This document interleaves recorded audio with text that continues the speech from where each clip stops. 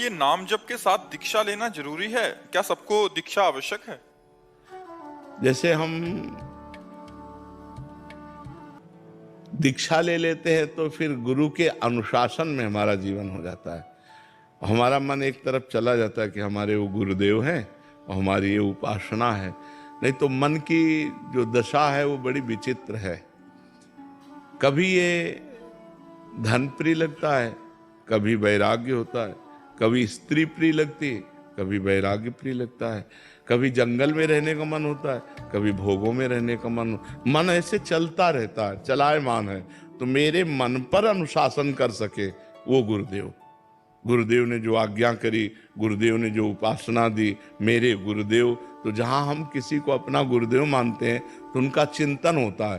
तो उनके दरस परस अगनास बास निज संग करो दिन, तीन मुख हरिजस सुनत श्रवण मानो न त्रपित चिन्ह। एक ममता हो जाती मेरे गुरुदेव, तो उनका चिंतन होता है। तो चिंतन मात्र से पाप नष्ट होते हैं। संतों का चिंतन करने, दरस परस अगनास बास निज संग करो, सुमिरन नाम पवित्र अति।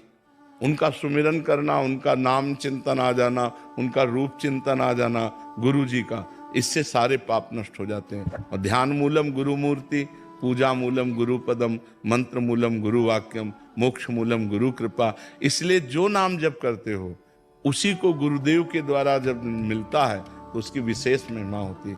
और गुरुदेव के द्वारा मिला ही हुआ है। जैसे आप राधा राधा रट रहे हो तो कहीं ना कहीं किसी संत के मुख से राधा नाम सुना तभी तो रट रहे हो, तो हो गई दीक्षा, मान लेना चाहिए। जैसे पूज्य श्री कबीरदास जी को हमने पढ़ा कि रामानंदाचार्य जी से दीक्षा लेनी थी और वो संभव नहीं हो रही थी, तो वो काशी के घाट में सीढ़ियों पे लेट गए।